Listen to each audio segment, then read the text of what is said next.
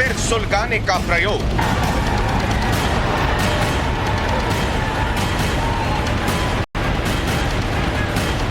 उन्होंने हनुमान जी पे चढ़ के, ठीक है, और वहाँ पे पत्थरबाजी करी है, लात घूसे, चप्पल जूते भी मारे गए हनुमान जी की मूर्ति पे चढ़ के, तलवारबाजी भी हुई है। हिंदू त्योहारों पर हिंसा का षड्यंत्र। यहाँ पे अफरा तफरी बच गई, सब अपने काम धंधे में लगे हुए थे और सारी गलियां ब्लॉक हो गई, सब अपने गली के अंदर हो गए। छत से पत्थर बरसे, हाथों में तलवार लहरा।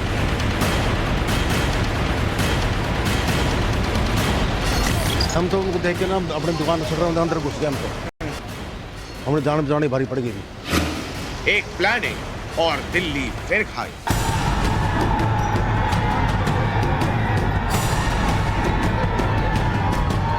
दिल्ली को फिर सुलगाने का प्रयोग।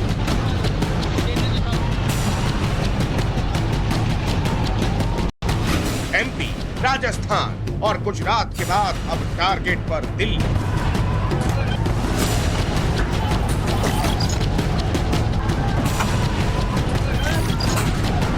दंगों का नया Karauli to Khargone via Delhi.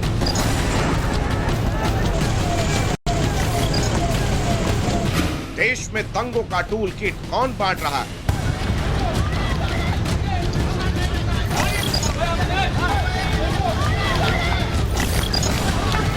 All India दंगा फाइल्स, जहरीली साजिश।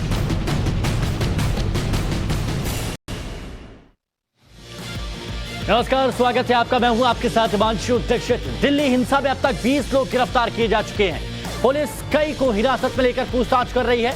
सीसीटीवी से आरोपियों की पहचान की जा रही है। इधर आज कोर्ट में मुख्य आरोपित को पेश किया गया और कोर्ट ने आरोपियों को दिल्ली पुलिस की कस्टडी में भेज दिया है। पुलिस कोर्ट में उन्हें पेश करने ले जा रही थी तो इन लोगों के चेहरे पर ना कोई शिकन था, ना कोई पछतावा था, बल्कि इनमें से एक आरोपित मुस्कुराते हुए पुष्पा के एक्टर अल्लू अर्जुन की एक्टिंग करता नजर आया।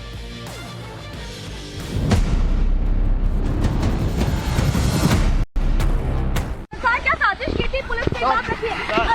मैं कसूरवार हूँ, मैं कसूरवार हूँ, छोड़ दो। अच्छा, दिल्ली को हिंसा की आग में झोंकने वाले ये वो लोग जिन पर जहांगीरपुरी इलाके की शांति में खलल डालने के आरोप। गिरफ्तारी के बाद दिल्ली हिंसा के आरोपियों की रोहिणी कोर्ट में पेशी हुई। पेशी के दौरान आरोपियों में हिंसा का मास्टरमाइंड मोहम्मद अंसारी भी शामिल था। लाल घेरे में जो शख्स शर्ट में दिख रहा है वो मोहम्मद अंसार है।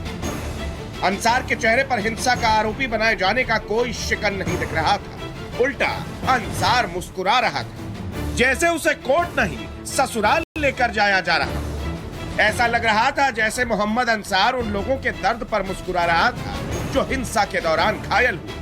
मोहम्मद अंसार उस नुकसान पर हंस रहा था जो हिंसा के कारण हुआ। मोहम्मद अंसार उस गंगा जमुनी तहजीब में आई दरार पर मुस्कुरा रहा था जो हिंसा के बाद आ गई है। हिंसा का आरोपी मोहम्मद अंसार इतने पर भी नहीं माना, उसकी अकड़ और बढ़ गई। अंसार ने फिल्म पुष्पा के स्टाइल में अपने गर्दन पर हाथ फेरा। हिंसा का आरोपी मोहम्मद अंसार इतने पर भी नहीं माना। टाइम्स नाउ भारत संवाददाता हर्षा चंदवानी ने कोर्ट से निकलते मोहम्मद अंसार से पूछ लिया कि आपने हिंसा की साजिश क्यों की। तब अंसार ने कैमरे पर अपना गुनाह कबूला। अंसार क्या साजिश की थी पुलिस ने? बात रखी है। मैं कसूरवार हूँ, मैं कसूरवार हूँ, छोड़ दो। अच्छा, आप मानने क्या कसूरवार है? अंसार बताओगे कुछ? नहीं, मैं कुछ बोल नहीं चाहता। मैं कुछ बोल नहीं चाहता। मैं तुमको पता क्या? बोला जा रहा है। 20 फरवरी 2009 को अंसार को चाकू के साथ गिरफ्तार किया गया था। तब उस पर आर्म्स एक्ट की धारा लगाई गई थी। इसके बाद जुलाई 2018 में अंसार पर दूसरा केस दर्ज हुआ। अंसार पर सरकारी कर्मचारी पर हमला करने और सरकारी काम में बाधा डालने का केस दर्ज हुआ था। मोहम्मद अंसार पेशे से कबाड़ी का काम करता है और सिर्फ 4वीं कक्षा तक पढ़ा है, लेकिन उसका दिमाग साजिश में बहुत तेज चलता है। तभी तो उसने दिल्ली में हिंसा की साजिश रची। टाइम्स नाउ भारत की टीम जहांगीरपुरी में आरोपी मोहम्मद अंसार के घर भी पहुंची, लेकिन अंसार का पूरा परिवार घर बंद करके गायब। गली है, हम आपको दिखा रहे हैं जहाँ पर अंसार का घर है और ये तस्वीरों में आपको दिखा दूं, first floor, second floor, third floor, ये पूरी बिल्डिंग है। लेकिन इस वक्त घर बंद पड़ा है। अगर पड़ोसियों की माने तो बच्चे घर में रहते हैं, लेकिन फिलहाल बच्चे भी घर पे नहीं हैं। और जो पूरा मामला है उसकी इन्वेस्टिगेशन तो की ही जा रही है। सीसीटीवी कैमरे से फुटेज निकालने की भी कोशिश की जा रही है। सवाल है कि क्या परिवार के लोग अंसार की करतूतों को छिपाने के लिए पुलिस वालों पर झूठा इल्जाम लगा रहे हैं। फिलहाल अब दिल्ली पुलिस जेल में अंसार और उसके बाकी सहयोगियों से हिंसा के लिए की गई प्लानिंग जानने की कोशिश करेगी, क्योंकि रोहिणी कोर्ट ने अंसार और असमल को सोमवार तक पुलिस कस्टडी में भेज दिया है। बाकी के 12 आरोपियों को कोर्ट ने न्यायिक हिरासत में भेजा है। अब दिल्ली पुलिस को अगले 2 दिन में अंसार से ये राज उगलवाना है कि दिल्ली में हिंसा के पीछे क्या कोई सोची समझी साजिश थी। उस साजिश में उसके साथ और कौन कौन लोग शामिल थे। क्या उसे दिल्ली में हिंसा भड़काने के लिए कहीं और से तो ऑर्डर नहीं मिला। दिल्ली से हर्षद चंदवानी, अनुज मिश्रा और पुलकित नागर के साथ bureau report, times now, Navbharat. देखिए, दिल्ली के जहांगीरपुरी में शनिवार को जो कुछ हुआ, दिल्ली पुलिस उसकी जांच में जुटी है। और टाइम्स नाउ नवभारत के पास में 20 रिपोर्टर भी ग्राउंड जीरो से हिंसा की पड़ताल में नॉन स्टॉप जुटे हुए हैं। इस दौरान पुलिस और हमारे रिपोर्टर्स को कई एक्सक्लूसिव सबूत मिले हैं जो इस बात की तस्दीक करते हैं कि साजिश पड़ी थी, प्लानिंग खतरनाक थी। देखिए पहला सबूत, ये फिरोजी कलर में जो आप देख रहे हैं, एक आता है शख्स कुर्ता पहने हुए, हाथ में बंदूक और फायरिंग करता है। ये सबूत नंबर 1 जो हम आपको यहां पर दिखा रहे हैं। अब आप सोचिए प्लानिंग कितनी खतरनाक थी। दिल्ली के जहांगीरपुरी में दंगों की साजिश कितनी बड़ी थी, इसके 20 सबूत हम आपको यहां पर दिखा रहे हैं। सबसे पहला सबूत आपको दिखाया, ये बच्चे छोटे बच्चे ये पथराव कर रहे हैं और एक फायरिंग कर रहा है। एक दंगाई गोली चलाता साफ नजर यहां पर आ रहा है। दंगाइयों की पहचान जरूरी है। अगर आप इन्हें पहचानते हैं, जानते हैं, तो दिल्ली पुलिस को सूचना दे ताकि दंगों की साजिश का खुलासा हो सके, पता चल सके कि क्या हनुमान जयंती की शोभा यात्रा के लिए ही इन लोगों ने पत्थर जमा किए थे। दंगाइयों के पास पिस्टल कट्टे कहां से आए, गोली किसके कहने पर चलाई इन्होंने। पुलिस की 10 टीम जांच कर रही है। हर वीडियो की फ्रेम बाय फ्रेम जांच होगी। यकीन कीजिए, दिल्ली पुलिस अपनी पूरी ताकत के साथ लगी हुई है। एक भी दंगाई भाग नहीं पाएगा, सब पकड़े जाएंगे। लेकिन हमारी आपकी भी जिम्मेदारी है, दंगाइयों की भीड़ में जिस किसी को भी आप पहचानते हैं, तुरंत दिल्ली पुलिस को बताएं, दिल्ली को दागदार होने से बचाएं। अब एक और तस्वीर हम आपको यहां पर दिखाते हैं। जहांगीरपुरी में हनुमान जयंती के अवसर पर दंगे की साजिश का मास्टरमाइंड अंसार नाम के शख्स को माना जा रहा है। उसे दिल्ली पुलिस ने पकड़ लिया। अब तक की तफ्तीश के मुताबिक पेशे से कबाड़ी ये शख्स इसी इलाके में पैदा हुआ, 4वीं क्लास तक पढ़ाई की। इस पर पहले से आर्म्स एक्ट और सरकारी कर्मचारी पर हमले के केस दर्ज हैं। दिल्ली हिंसा का मास्टरमाइंड अंसार जो तस्वीर में मुस्कुरा रहा है। दिल्ली पुलिस ने हिंसा के आरोप में 20 लोगों को हिरासत में लिया है। मास्टरमाइंड अंसार शिकंजे में है। तो ये देखिए, ये असलम नाम का एक आरोपित भी पकड़ा गया। हालांकि असलम के घर वाले उसे बेगुनाह बता रहे हैं, लेकिन कहा यह भी जा रहा है कि उसके खिलाफ पहले भी केस दर्ज है और वो जमानत पर बाहर है। यह है आरोपित असलम, दिल्ली हिंसा का एक और गुनहगार। दिल्ली के जहांगीरपुरी इलाके को जलाने के आरोपियों पर एक्शन जारी है। दिल्ली पुलिस ने अब तक कई आरोपियों को हिरासत में लिया है। दंगाइयों को हिरासत में लेकर पूछताछ की जा रही है, उनसे पथराव की मंशा पूछी जा रही है। साजिश की परतें धीरे धीरे खोली जा रही हैं। दंगाइयों की क्राइम कुंडली खंगाली जा रही है ताकि ऐसे दंगे बाबुओं की क्रोनोलॉजी को बेनकाब किया जा सके। जहांगीरपुरी में शनिवार को उपद्रवियों ने जमकर पत्थरबाजी की और इन पत्थरबाजों में कई बच्चे भी शामिल हैं जो सिर्फ दिखने में बच्चे हैं, हरकतों से बच्चे नहीं हैं। गाड़ियों में तोड़फोड़ यहां पर की गई। कुछ देर तक ऐसा लगा जैसे जहांगीरपुरी दहशतगर्दों के कब्जे में आ गई है। ये जहांगीरपुरी की तस्वीरें आपको दिखा रहे हैं। जहांगीरपुरी इलाके में पथराव जबरदस्त हुआ। घर की छतों से पत्थर फेंके गए। छतों से पत्थरबाजी का सबूत ये आपके सामने, और यह है सबूत नंबर 7। शोभा यात्रा में शामिल लोग जय श्री राम के नारे लगा रहे थे। इस बीच उन पर छतों से पथराव होने लगा। इन्हीं लोगों ने वीडियो बनाया। धार्मिक नारों के बीच अचानक गाली गलौज शुरू हो गई। दहशत मच गई। और इसके बाद अब आपको दिखाते हैं सबूत नंबर 8। पथराव सिर्फ एक तरफ से नहीं हुआ, दोनों तरफ से पत्थर फेंके गए। पल भर में सड़क पर पत्थरों का अंबार लग गया। लोग एक दूसरे के सिर फोड़ने पर उतारू हो गए। थोड़ी देर पहले जहां भक्ति गूंज रही थी, वह पत्थरों से तोड़फोड़ शुरू हो गई। हूबहू वही पैटर्न जो हिंदू नववर्ष और रामनवमी पर देश के कई शहरों में देखने को मिला। और अब सबूत नंबर 9 आपके सामने। जहांगीरपुरी में जिस वक्त दो पक्षों में टकराव हुआ, शोभा यात्रा को निशाना बनाया गया, तो दंगाई तलवार और दूसरे धारदार हथियार लेकर वहां पहुंच गए। सरेआम तलवार लहराने लगे। वीडियो में आप देख सकते हैं, भीड़ में कई लोगों के सिर पर टोपी है, इनमें से कुछ के हाथ में तलवारें हैं जिसे वो खुलेआम लहरा रहे हैं, दहशत फैला रहे हैं। और इसके बाद अब आपको दिखाएंगे सबूत नंबर 10। शोभा यात्रा के दौरान पत्थरबाजी की तस्वीरें रोंगटे खड़ी करने वाली है। एक पक्ष दौड़ दौड़ कर पत्थर बरसा रहा था, धारदार हथियारों से दहशत फैला रहा था। छत से बनाए गए इस वीडियो में आप देख सकते हैं कैसे उन्मादी भीड़ मरने मारने पर आमादा है। और अब सबूत नंबर 11 आपके सामने। जहांगीरपुरी में हिंदूवादी संगठनों के लोग भगवा झंडे के साथ शोभा यात्रा निकाल रहे थे। स्पीकर पर भजन की धुन बज रही थी और इसी दौरान लोग ढोल नगाड़ों की धुन पर जमकर नाच भी रहे थे। ज्यादातर लोगों के कंधे पर भगवा कपड़े थे, तो इस भीड़ में एक लड़का ऐसा भी था जो खुलेआम तलवार लहरा रहा था। अब सवाल उठता है कि शोभा यात्रा में तलवार की क्या जरूरत? क्या जानबूझकर ऐसे हथियार लाए गए थे? पुलिस इस एंगल से भी हिंसा की जांच में जुटी हुई है। अब सबूत नंबर 12 आपको दिखाते हैं। जहांगीरपुरी में उपद्रवियों ने जमकर उत्पात मचाया, गाड़ियों में तोड़फोड़ की और इस ट्रक की क्या हालत की आप देखिए। ट्रक के शीशे तोड़ दिए गए। दंगाइयों ने इतने पत्थर बरसाए कि ट्रक के आगे का पूरा शीशा चकनाचूर हो गया। अब इसके बाद सबूत नंबर 13 आपके सामने। उपद्रवियों की भीड़ में तमाम बच्चे शामिल थे। वो पदहवास होकर दौड़ रहे थे, पत्थर चला रहे थे। उन्माद की इंतहा ऐसी कि लाठी डंडों से लैस इन बच्चों के सामने जो कुछ भी दिख रहा था उस पर ये अटैक कर रहे थे, तोड़फोड़ कर रहे थे, हर चीज को नेस्तनाबूद करने में जुटे हुए थे। और इसके बाद सबूत नंबर 14 आपको दिखाते हैं। ये वीडियो सबूत हिंसा की जांच में बहुत काम के हैं। दंगे की दहशत में लोग घरों में कैद हो गए, छतों पर चले गए। छत से ही मोबाइल कैमरे में उपद्रवियों की हरकतें कैद की गई और वो आपको हम दिखा रहे हैं सबूत नंबर 14। और अब आपको दिखाते हैं सबूत नंबर 15। जहांगीरपुरी दिल्ली की वो तस्वीरें हम आपको यहां पर दिखा रहे हैं।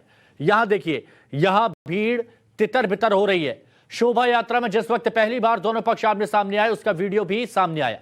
इस दौरान भारी भीड़ सड़क पर अचानक भगदड़ मच गई क्योंकि दोनों गुटों में टकराव हो गया। ऐसे में लोग जान बचाकर भागने लगे और ये वो तस्वीर हम आपको दिखा रहे हैं। अब सबूत नंबर 16 आपको दिखाते हैं। सबूत नंबर 16।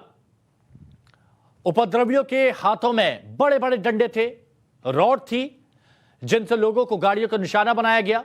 अटैक के बाद दंगाई भागते दिखे, कैमरे से मुंह छिपाते दिखे ताकि पकड़ में ना आ जाएं, उनकी हरकत किसी को दिख ना जाए।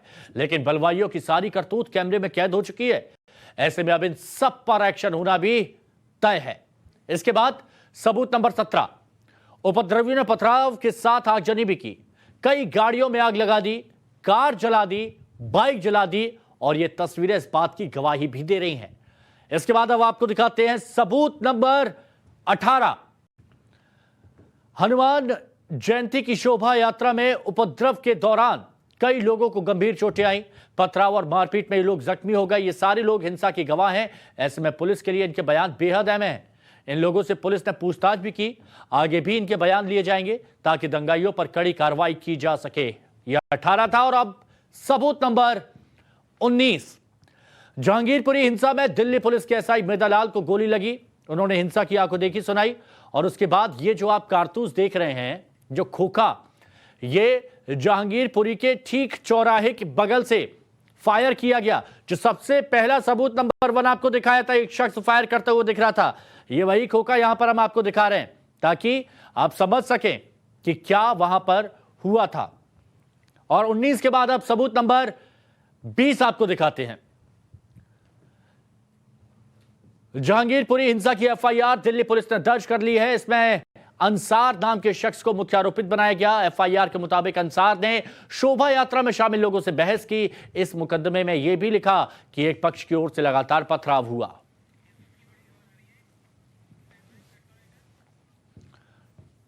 और एक बड़ी खबर आपको बता दें, टाइम्स टाउन ऑफ भारत से आरोपित अंसार ने साफ तौर पर कहा कि हां मैं कसूरवार हूं, मैं कुछ बोलना नहीं चाहता। यह आरोपित अंसार की तरफ से कहा गया है। जब हमारी सहयोगी हर्षा चंदवानी पूछा कि क्या दिल्ली को दहलाने की साजिश रची अंसार ने, तो अंसार ने कहा कि हां मैं कसूरवार हूं।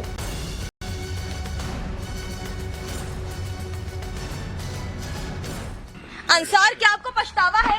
अंसार, आपको पछतावा है कि आपने साजिश क्या की थी? कर रहे हैं? क्या आपने साजिश की थी? अंसार क्या साजिश की थी? पुलिस से बात रखिए। अंसार, मैं कसूरवार हूँ, मैं कसूरवार हूँ, छोड़ दो। अच्छा, कोर्ट में 14 लोगों की पेशी हुई और उसमें से अंसार की आपको तस्वीर दिखा रही हूँ। अंसार वो है जिसे पुलिस अभी पकड़ के पुलिस की गाड़ी में डाल करके लेके जा रही है।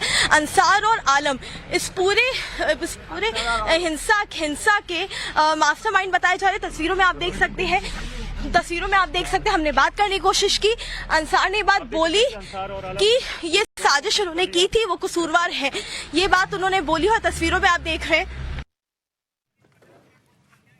और एक बड़ी खबर आपको बता दें, सुनवाई के दौरान पुलिस ने रोहिणी कोर्ट से कहा 15 तारीख को यात्रा पर हमले की साजिश रची गई। अंसार और असलम जो कि मुख्य आरोपित हैं, इन्होंने हमले की साजिश रची थी। अंसार और असलम को शोभा यात्रा की जानकारी थी और दोनों आरोपियों ने यात्रा पर हमले की योजना बनाई। सीसीटीवी की जांच अब दिल्ली पुलिस करेगी।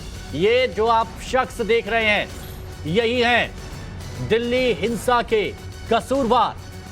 और पुलिस ने रोहिणी कोर्ट में इस बात का जिक्र किया कि 15 तारीख को ये पूरी साजिश रची गई थी, इनको जानकारी थी। और ये देखिए, जब शर्म लिहाज से परे आपको अपने किए पर पछतावा नहीं होता, जब आपकी मति मारी जाती है, तो उसके बाद आप इस तरह की हरकत करते हैं। देखिए, इसको इस वक्त पुष्पा याद आ रही है, लेकिन दिल्ली पुलिस है ये झुकेगा भी और टूटेगा भी, ये इसको समझ में आएगा।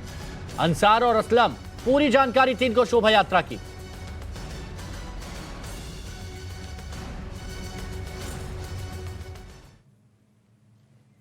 दिल्ली की जहांगीरपुरी हिंसा पर पॉलिटिक्स भी जमकर हो रही है। मुख्यमंत्री अरविंद केजरीवाल ने दिल्ली के लॉ एंड ऑर्डर की जिम्मेदारी केंद्र के पास होने की दलील देकर इस मामले से पल्ला झाड़ने की कोशिश करी, तो बीजेपी ने इस पर पलटवार करते हुए उन पर सिर्फ दिखावे की फिक्र जताने का आरोप लगाया। शांति बनाए रखना, बिना शांति के तो देश तरक्की नहीं कर सकता।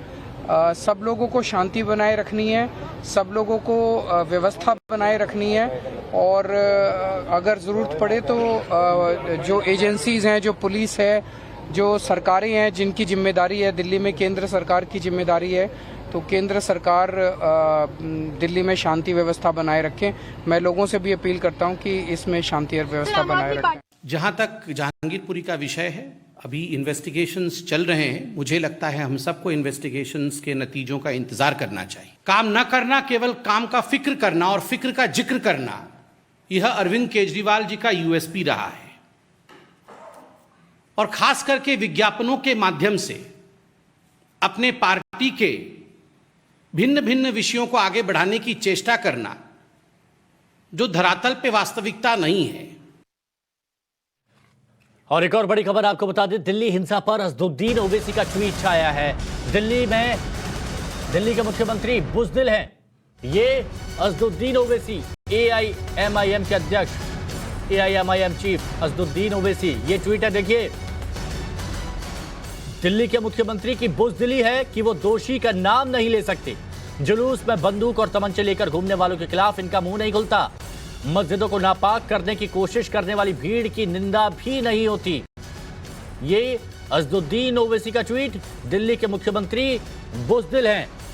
ये ओवैसी कह रहे हैं कि दिल्ली के मुख्यमंत्री बुज़दिल हैं और ये जुलूस में बंदूक और तमंचे लेकर घूमने वालों के खिलाफ इनका मुंह नहीं खुलता है।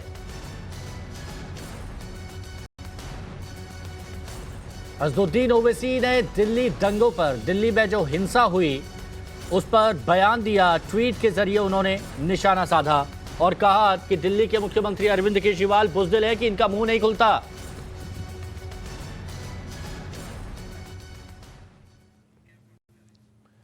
दिल्ली में हनुमान जयंती पर हिंसा हुई तो यूपी सरकार अलर्ट हो गई और दिल्ली के जहांगीरपुरी इलाके में कल जहां बवाल हुआ तो उससे 20 किलोमीटर दूर गाजियाबाद कॉलोनी में आज शोभा यात्रा निकली।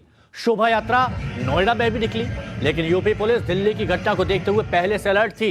इसमें बिना किसी रुकावट के नोएडा गाजियाबाद में शोभा यात्रा संपन्न हो गई। दिल्ली में हिंसा, उत्तर प्रदेश में अलर्ट। दिल्ली की तस्वीर आपने देखी, अब ये नोएडा की तस्वीर आप देखिए। पुलिस का कड़ा पहरा भी देखिए, चप्पे चप्पे पर सुरक्षा बल तैनात किया गया था, वो भी आपके सामने। गाजियाबाद की तस्वीर आपको दिखा रहे हैं और गाजियाबाद के साथ साथ आपको नोएडा की भी तस्वीर दिखा रहे हैं।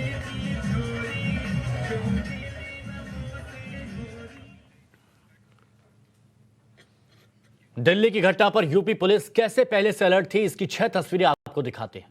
आपके सामने लखनऊ, नोएडा, बागपत, बुलंदशहर, कुशीनगर और गोंडा की तस्वीर है, जहां पुलिस ने एहतियातन सुरक्षा कड़ी कर दी ताकि दिल्ली के जहांगीरपुरी जैसी घटना यहां भी दोहराई ना जा सके। ये देखिए, लखनऊ, नोएडा, बागपत, बुलंदशहर, कुशीनगर, गोंडा, ये तस्वीर। और पुलिस वहां पर लोगों से बात भी कर रही है। गोंडा में आप देखेंगे वहां के जो एसपी हैं वो काफ़ी एक्टिव रहते हैं, काफ़ी चर्चाओं में रहते हैं और यहाँ पर लोगों को समझाया भी।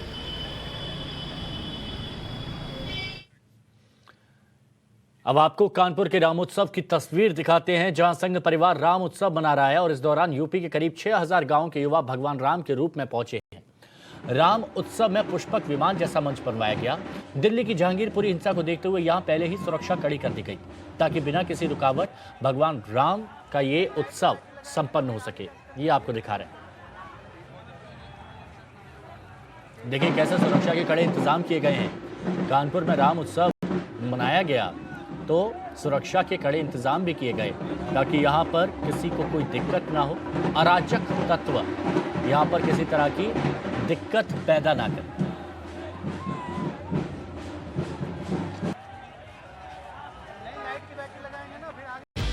आज दिन भर आपने दिल्ली के जहांगीरपुरी हिंसा की न जाने कितनी तस्वीरें देखी।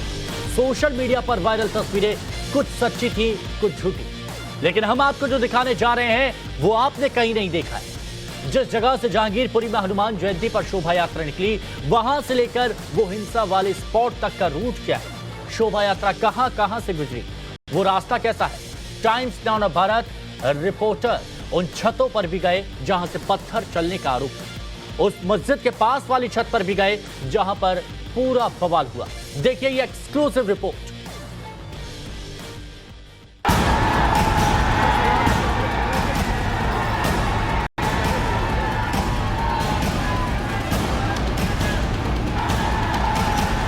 जहांगीरपुरी में आखिर हुआ क्या, कहां से शोभा यात्रा निकाली गई और कहां उसे रोकने की कोशिश हुई।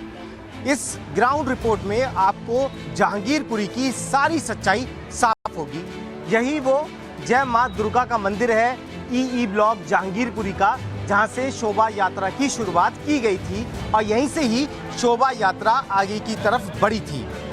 बहुत सारी वीडियो सोशल मीडिया पर चल रही हैं, लेकिन उनमें कुछ वीडियो फेक भी हैं। फेक इस वजह से कि जहांगीरपुरी में 2-3 बार शोभा यात्रा निकाली, लेकिन जिस शोभा यात्रा में बवाल हुआ उसकी वीडियो अभी बहुत सारी सोशल मीडिया पर नहीं है। कुछ और जो वीडियो हैं वो सुबह की शोभा यात्रा की थी, लेकिन उस दौरान कोई विवाद, कोई बवाल नहीं हुआ था। अब आपको दिखाएंगे कि ये शोभा यात्रा कहां से निकली, क्या क्या हुआ, किन किन लोगों ने रोकने की कोशिश की, पुलिस कहां पर थी और कहां और कैसे विवाद हुआ।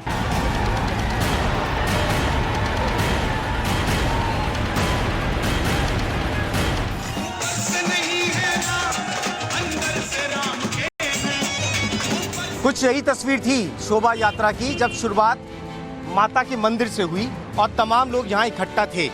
कितने लोगों की भीड़ यहाँ पर थी जो शोभा यात्रा में शामिल हुए? लगभग 400-500 लोग थे जो यहाँ से इकट्ठे होकर चले थे। यहाँ हनुमान जी के मंदिर में मत्था टेका, प्रभु का आशीर्वाद लिया और हम आगे बढ़े।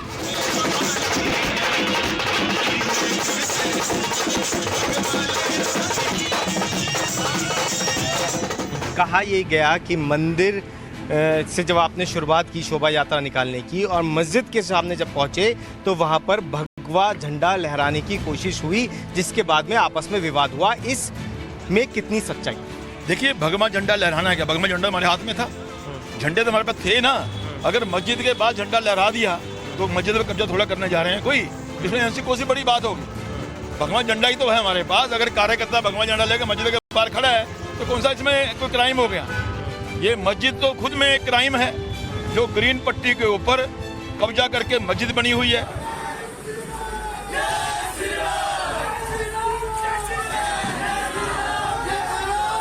शोभा यात्रा में था, हम मस्जिद के आगे से आराम से निकले, ना कोई अजान चल रही थी ना कुछ था, तरीके से सब कुछ निकल गया था। वहाँ से आगे भी निकल चुके थे, इतने में पीछे से कुछ लोग पीछे रह गए थे, तो उन पर उन्होंने आगे पीछे से हमला किया।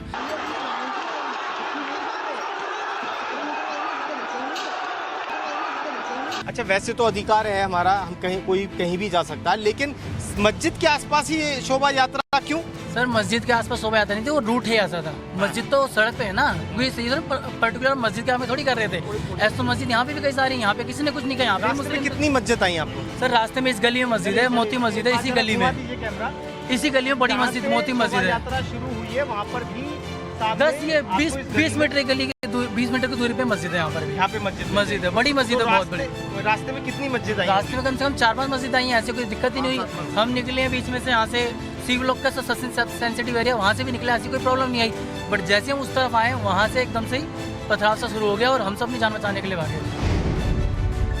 हम आपको पूरी तस्वीरें दिखाएंगे इस शोभा यात्रा की, कि ये शोभा यात्रा कैसे कैसे आगे बढ़ती चली गई और कौन कौन से वो इलाके आए, हर चौराहे पर क्या हुआ, क्या शोभा यात्रा को लेकर लोगों ने फूल भी बरसाए या नहीं, या सिर्फ डंडे, पत्थर और कांच की बोतलें चली, सब दिखाएंगे।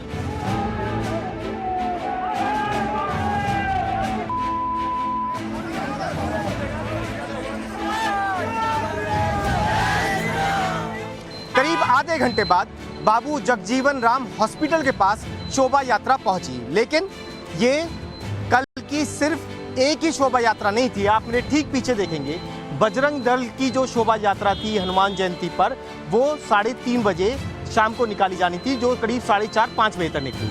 लेकिन इसी के साथ आप दूसरा पोस्टर देखेंगे, सुबह 9 बजे भी एक शोभा यात्रा निकाली गई थी, जिसका जिक्र तमाम लोग कर रहे हैं कि उसमें भी बहुत सारे लोग थे। और तीसरी आप देखेंगे सुबह 11 बजे, यानी कि 3-3 शोभा यात्रा यहाँ पर अलग अलग दलों ने निकाली थी। लेकिन जो आप बजरंग दल वाली शोभा यात्रा देख रहे हैं, यही वो शाम की शोभा यात्रा है जिसमें विवाद हुआ।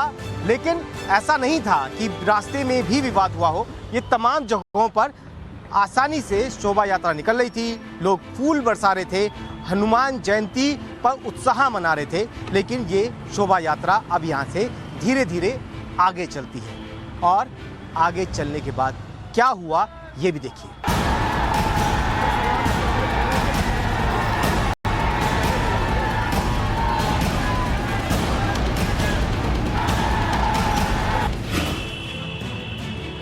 के ब्लॉक की इन्हीं छोटी छोटी गलियों से निकलते हुए शोभा यात्रा को सी ब्लॉक पहुंचना था, और सी ब्लॉक वही जगह पर जहां पर ये पूरा का पूरा बवाल हुआ। हालांकि के ब्लॉक जो आप देख रहे हैं, इन बाजारों के अंदर शोभा यात्रा के जब पहुंची तो उनके लिए फूल भी बरसाए गए। लेकिन यहां से चंद कदमों की दूरी पर जैसे ही सी ब्लॉक में शोभा यात्रा पहुंची तो विवाद शुरू हो गया।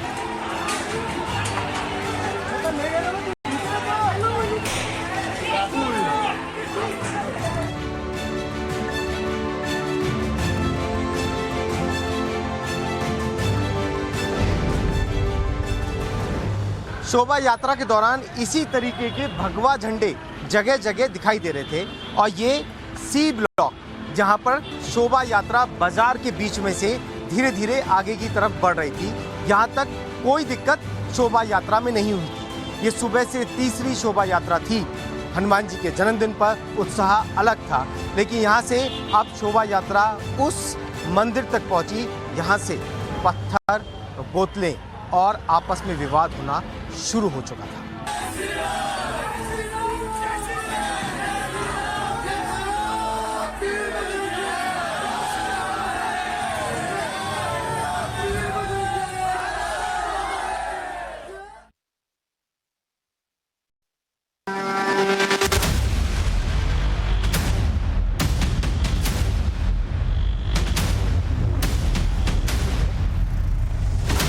सी ब्लॉक का माता रानी का मंदिर और करीब 6 बजे शोभा यात्रा यहाँ पर ही पहुँची थी और यहाँ से शोभा यात्रा आगे मस्जिद की तरफ जा रही थी और यही वो वक्त था, 6 बजे का ही वक्त था जब अंसार अपने कुछ साथियों के साथ शोभा यात्रा में शामिल लोगों से बहस करने लगता है और उसके बाद सी ब्लॉक के जो घर बने हुए हैं, जो एफआईआर दर्ज हुई है वो ये बताती है कि सी ब्लॉक के इन्हीं घरों के अंदर से और कुछ लोग और बाहर निकले, पत्थर और हाथ में कुछ बोतल उनके पास थी।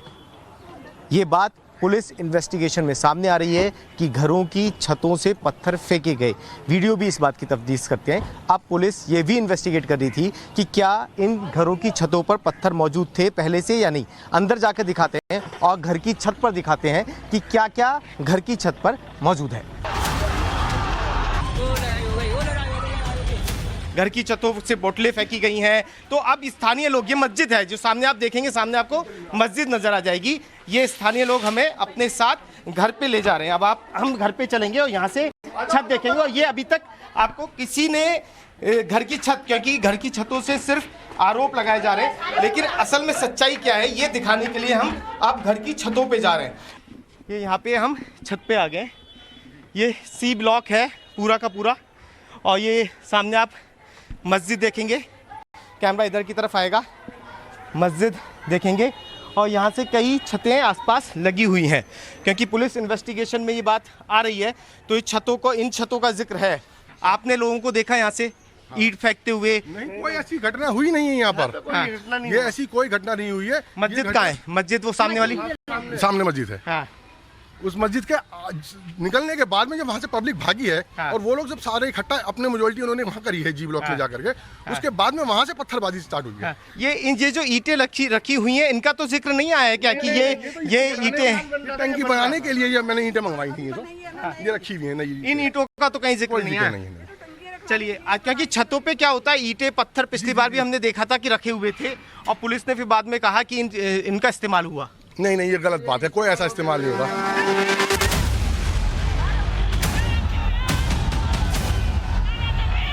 घरों की छतों की तस्वीरें आपने देखी। मस्जिद, यहाँ पर अंसार के कुछ लोगों के साथ अब भीड़ बहुत ज़्यादा इकट्ठा हो चुकी थी। पत्थर अब भी आप मस्जिद पर देख सकते हैं और यहाँ से भी पत्थर आए, ऐसा इन्वेस्टिगेशन में सामने आया है। इसी के साथ जब तमाम जो भीड़ थी उस अंसार अपने लोगों के साथ अंदर पहुँचा तो आपस में टकराव की स्थिति पैदा हुई, जिसमें कुछ लोग सामने की तरफ जो मेन चौराहा है उसकी तरफ भागे और कुछ लोग दूसरी तरफ जो माता का मंदिर है वहाँ की तरफ भागे। पत्थर और कांच की बोतलें सामने आप देखेंगे तो कूड़ा सामने आपको पड़ा हुआ मिलेगा, जो ये बात बताता है कि यहाँ से भी कांच की बोतलें उठाई गई और एक दूसरे के ऊपर कांच की बोतल और पत्थर से वार किया गया। फायरिंग भी हुई। इसी दौरान तस्वीरें आप देखिए कि किस तरीके से फायरिंग हुई है और एक पुलिस वाले को गोली लगी। पुलिस के जवान को गोली लगी। अफरा तफरी का माहौल था क्योंकि सूत्र बताते हैं कि करीब 5 से 6 राउंड फायर हुए हैं। उसके बाद में बहुत सारी भीड़ सामने मेन चौराहे की तरफ भाग गई, लेकिन बहुत सारे लोग उसमें घायल हुए, जिसमें कुछ पुलिसकर्मियों को चोट लगी है, कुछ यहाँ के जो लोग थे उन्हें चोट लगी है और आगजनी भी हुई। पत्थर चले, कांच की बोतलें एक दूसरे के ऊपर फेंकी गई।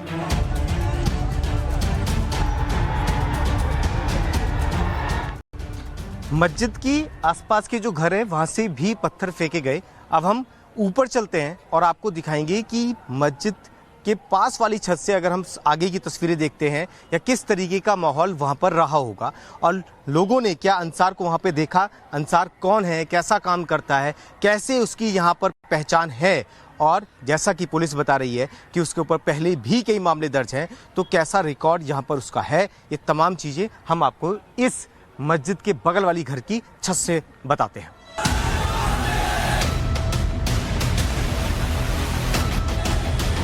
मस्जिद देख सकते हैं और मस्जिद के नीचे ठीक विवाद शुरू हुआ था और ये मस्जिद और मस्जिद के ठीक बगल वाला घर और अंसार को भी यहाँ का ही पीछे की गली का बताया जाता है। आप कहाँ, अंसार को आपने देखा है क्या?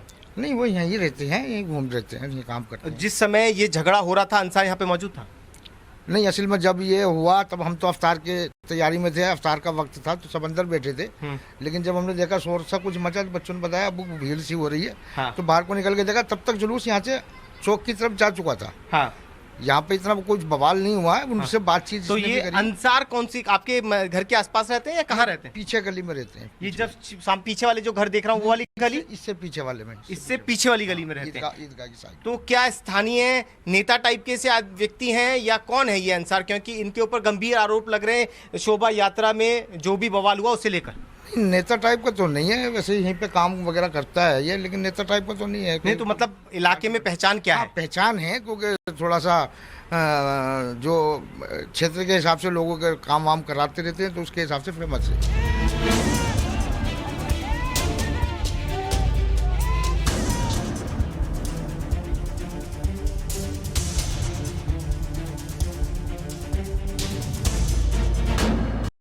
शोभा यात्रा में जहां हनुमान जयंती का उत्साह था, वो शाम होते होते बवाल और हंगामे में तब्दील हो गया। अब पुलिस इस पूरे मामले की जांच कर रही है कि आखिर कौन कौन लोग इस हंगामे में शामिल थे। वीडियो जर्नलिस्ट मनोज कुमार के साथ पुलकित नागर, टाइम्स नाउ नवभारत। और अब एक बड़ी खबर की बात करते हैं। दिल्ली हिंसा में एक और आरोपित गिरफ्तार हुआ है। जहांगीरपुरी से दिल्ली पुलिस ने आरोपित सलीम को गिरफ्तार किया है। और आपको बता दें कि सलीम पर पहले से ही हत्या डकैती के केस दर्ज हैं। दिल्ली हिंसा में अब तक 21 आरोपित गिरफ्तार हो चुके हैं और हिंसा के आरोप में 2 नाबालिग समेत 21 लोग गिरफ्तार हुए हैं। और जिस शख्स को गिरफ्तार किया गया है, जिसका नाम सलीम बताया जा रहा है, इस पर पहले से ही हत्या और डकैती के केस दर्ज हुए। तो समझिए कि क्या किरदार इसका रहा होगा जब दिल्ली में हिंसा भड़क रही थी। और दिल्ली हिंसा को लेकर सूत्रों के हवाले से एक बड़ी खबर आ रही है। क्राइम ब्रांच हिंसा के पैटर्न की जांच करेगी। आरोपियों को हिरासत में लिया गया है और हिरासत की भी मांग यहां पर की जाएगी, जो सूत्रों के हवाले से खबर आ रही है। क्राइम ब्रांच हिरासत की मांग करेगी, कस्टडी के बाद हिरासत की मांग की जाएगी। ये सूत्रों के हवाले से बड़ी खबर आपको बता दें।